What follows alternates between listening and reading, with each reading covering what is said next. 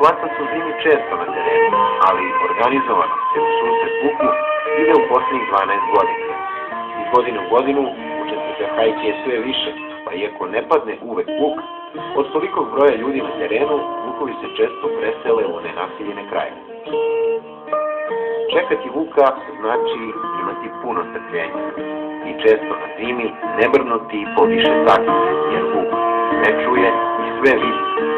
Najuporniji, najspretniji i najsretniji ipak dođu u priliku da ostrele najveći lovački trofej u našim krajevima.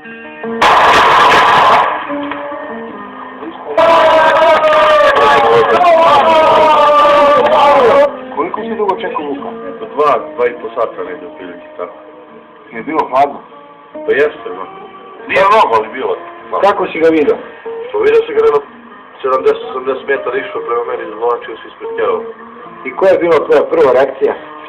Pa, prvo sam pomislio da mi je daleko, prva reakcija daleko, još znači još da priđe bliže, ali samo pravo išao ka meni, pravo, znači nije skretao vele, pravo došao kod mene. Gađao sam jedno 25 koraka sam mi gađao sam.